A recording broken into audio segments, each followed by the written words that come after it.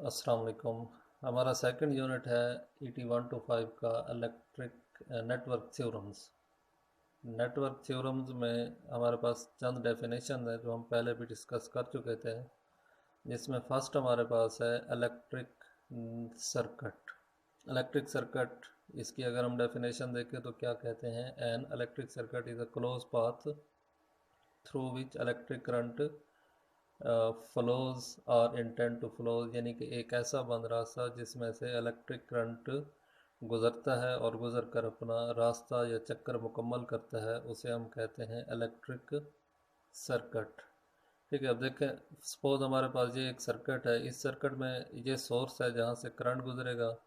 Current आ रही है इस पॉइंट से, गुजरेगी फर्स्ट एलिमेंट R1 में से। R1 में से गुजरने के बाद करंट के पास दो रास्ते हैं, एक R2 वाला और एक R3 वाला।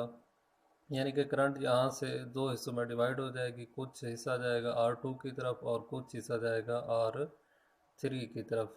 R3 वाला L हमारे पास जो इंडक्टर है, इसमें से गुजरता हुआ इस पॉइंट पे दोबारा ये करंट इकट्ठे हो गए हैं। यानी कि जो करंट पॉइंट ए पे हमारे पास डिवाइड हुआ था दो हिस्सों में, वो पॉइंट ए डैश या दूसरे पॉइंट पे हमारे पास दोबारा इकट्ठा हो गया है। तो करंट की मिकदार फ़र्ज़ करें यहाँ 10 एम्पेयर थी, जिसमें 3 एम्पेयर इधर गया है, 7 एम्पेयर इस साइड पे गया है, तो 3 और 7 वापसी पे इस पॉइंट पे 10 एम्पेयर और 10 एम्पेयर वापस अपना चक्कर मुकम्मल करेगा। ठीक है, तो इलेक्ट्रिक सर्किट एक ऐसा बंद रास्ता होता है जिसमें से करंट गुजर कर अपना रास्ता या अपना चक्कर मुकम्मल करता है, उसे हम कहते हैं इलेक्ट्रिक सर्किट। इसके बाद होता है इलेक्ट्रिक नेटवर्क। इलेक्ट्रिक नेटवर्क एक ऐसा कम्बिनेशन होता है जिसमें सर्किट के दो या दो से ज़्यादा एलिमेंट, यानी कि मुख्तलिफ एलिमेंट आपस में किसी भी अंदाज से जुड़े हों। जैसे इस सर्किट में देखें, R1 R2 R3 L, ये किसी यानी कि R3 और L आपस में सीरीज़ में है और ये दोनों पैरेलल में है R1 के, और ये सारा सिस्टम सीरीज़ में है R1 के। ठीक है, तो ये किसी यानी कि ऐसे अंदाज में जुड़े हैं जो कि हमारे पास क्या कहलाएगा, इलेक्ट्रिक नेटवर्क। इलेक्ट्रिक नेटवर्क क्या होता है, एक ऐसा कम्बिनेशन होता है जिसमें सर्किट के दो या दो से ज़्यादा एलिमेंट, यानी कि डिफरेंट एलिमेंट किसी भी तरतीब से आपस में जुड़े हों, उसे इलेक्ट्रिक नेटवर्क कहते हैं। जैसे ये सामने एक नेटवर्क है जिसमें चार कंपोनेंट R1 R2 R3 और इंडक्टर L आपस में किसी अंदाज से जुड़े हैं, और इस कॉम्बिनेशन को हम कहते हैं इलेक्ट्रिक नेटवर्क। जी, इसके बाद हमारे पास दो डेफिनेशन है, बाईलैटरल और यूनिलैटरल। यूनिलैटरल सर्किट और बाईलैटरल सर्किट।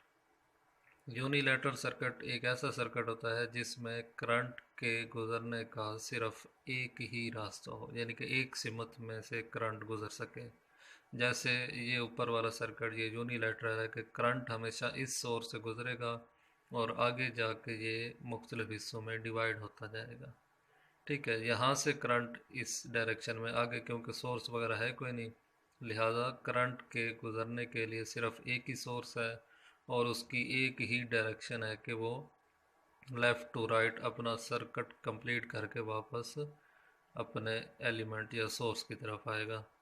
उसके बाद हमारे पास जो दूसरा है जिसे हम कहते हैं बाईलैटरल सर्किट। बाईलैटरल क्या होता है कि एक ऐसा सर्किट जिसमें करंट दोनों सीमा से चल सकता है। सपोज जैसे आपके पास ये है जनरेटिंग स्टेशन और ग्रिड स्टेशन, इसके दरमियान में जो लाइन यूज़ की जाती है उसे हम कहते हैं ट्रांसमिशन लाइन। अब ट्रांसमिशन लाइन में लाजमी नहीं है कि करंट जनरेटिंग से ग्रिड की तरफ चले, इसमें यह भी हो सकता है कि करंट ग्रिड स्टेशन से जनरेटिंग स्टेशन की तरफ आ सकता है। तो बाईलैटरल सर्किट वो होता है जिसमें करंट एक नहीं दोनों सिमत से चल सकता है, यानी कि फ्राम लेफ़्ट टू राइट भी चल सकता है और फ्राम राइट टू लेफ़्ट भी चल सकता है। जबकि यूनिलैटरल में करंट के गुजरने की जो डायरेक्शन है वो जस्ट एक ही होती है। नेक्स्ट डेफिनेशन हमारे पास है पैरामीटर्स।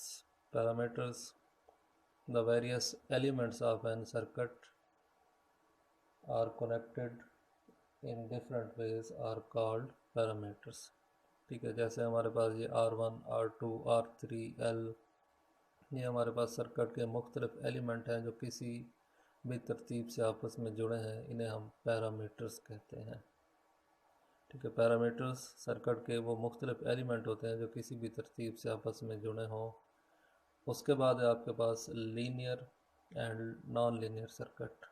कुछ सर्किट ऐसे होते हैं कि अगर जो सप्लाई है, सप्लाई वोल्टेज है या करंट है, अगर उनमें तब्दीली की जाए तो जो एलिमेंट है इनकी वैल्यूज़, इनकी मिकदार में भी तब्दीली करनी पड़ती है।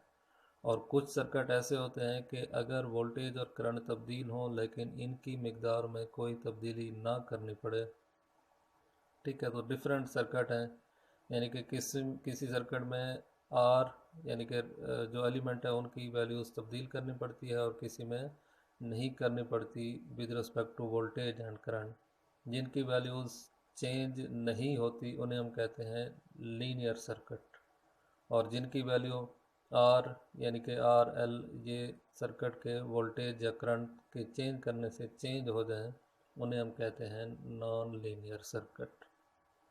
ऐसे सर्किट जिसके एलिमेंट्स की वैल्यू वोल्टेज और करंट के चेंज करने से चेंज करनी पड़े उन्हें हम कहते हैं नॉन लीनियर सर्किट। और लीनियर सर्किट ऐसे सर्किट होते हैं कि जिनकी वोल्टेज और करंट के चेंज करने से पैरामीटर की वैल्यूज़ मुस्तकिल रहें, उन्हें हम कहते हैं लीनियर सर्किट। नेक्स्ट डेफिनेशन हमारे पास है नोड। नोड क्या होता है? It is a junction point in a circuit where two or more elements are connected together. Circuit में एक ऐसा पॉइंट जहाँ पर दो या दो से ज़्यादा एलिमेंट आपस में मिलते हैं उसे हम नोड कहते हैं। जैसे इस सर्किट में देखें अगर हम, तो हमारे पास एक पॉइंट ए है। ए पॉइंट पे देखें तो आपके पास तीन एलिमेंट मिल रहे हैं। कौन कौन से? L1, L2 और R1। तो हमारे पास जो पॉइंट ए है इसे हम नोड कहेंगे। सेम इसी तरह पॉइंट बी, ये भी आपके पास नोड है। क्यों? क्योंकि इसमें भी तीन एलिमेंट L2, C और R2 ये आपस में मिल रहे हैं, लिहाजा इसे भी हम नोड कहेंगे। तो नोड एक ऐसा पॉइंट जहाँ पर सर्किट के दो या दो से ज़्यादा एलिमेंट आपस में मिलते हैं। उसके बाद हमारे पास दो जंक्शन पॉइंट यानी कि ए डैश के दरमियान, बी डैश के दरमियान या सी डैश के दरमियान जो सर्किट के एलिमेंट लगे होते हैं, एक या एक से ज़्यादा, जैसे इन सब में एक एक एलिमेंट लगा हुआ है, इसको हम कहते हैं ब्रांच। ब्रांच क्या होता है? It is a part of a network which lies between two junction point. दो जंक्शन पॉइंट के दरमियान जो हमारे पास एलिमेंट होता है किसी भी सर्किट का, उसे हम ब्रांच कहते हैं। जैसे इसमें हमारे पास ब्रांच कौन सी है? ए डैश वाली, बी डैश वाली और सी डैश वाली। नेक्स्ट डेफिनेशन आपके पास मैश और लूप।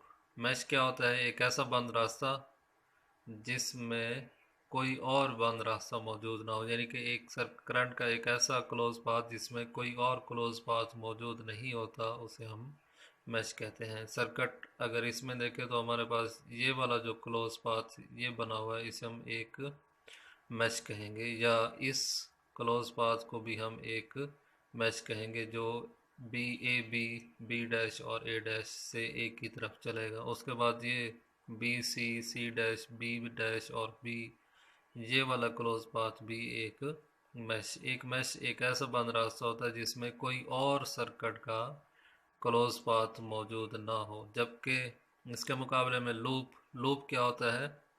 एक ऐसा बंद रास्ता जिसमें दो या दो से ज़्यादा मैश पाए जाएं। अब इस सर्किट में अगर हम देखें, ये एक रास्ता बना हुआ है जो कि इस यानी कि इस एलिमेंट से चलेगा ए से बी से बी डैश से ए डैश से फिर वापस सप्लाई सोर्स की तरफ। तो इस रास्ता को हम लूप कहेंगे।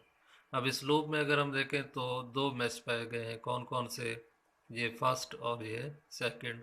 इसी तरह एक और रास्ता है जो कि सोर्स से चलेगा B C dash, B dash, A dash और वापस सोर्स, यानी कि ये होल जो इसका एक और रास्ता बन रहा है इसे हम कहेंगे लूप। अब इस लूप में कितने मैश पाए गए हैं? 1 2 3। ठीक है, तो लूप क्या होता है? एक ऐसा बंद रास्ता जिसमें मुतादिस मैश पाए जा सकते हैं। जबकि मैश क्या होता है? एक ऐसा बंद रास्ता जिसमें कोई और बंद रास्ता मौजूद ना हो। जी नेक्स्ट हमारे पास है active circuit and passive circuit. Simple सी डेफिनेशन है। एक्टिव सर्किट ऐसे सर्किट होते हैं जिसमें कोई ना कोई एनर्जी सोर्स मौजूद हो, यानी कि करंट का सोर्स या वोल्टेज का सोर्स मौजूद हो, उसे हम कहते हैं एक्टिव सर्किट। और पैसिव सर्किट एक ऐसा सर्किट होता है जिसमें कोई एनर्जी का सोर्स मौजूद नहीं होता। जैसे ये सामने डायग्राम है, इसमें हमारे पास एक्टिव सर्किट है। क्यों? क्योंकि इसमें एक वोल्टेज का सोर्स मौजूद है, जबकि इसके मुकाबले में दूसरा सर्किट बना हुआ है, ये पैसिव सर्किट है। वजह उसकी ये है कि इसमें एनर्जी सोर्स यानी कि वोल्टेज या करंट का कोई भी सोर्स मौजूद नहीं है।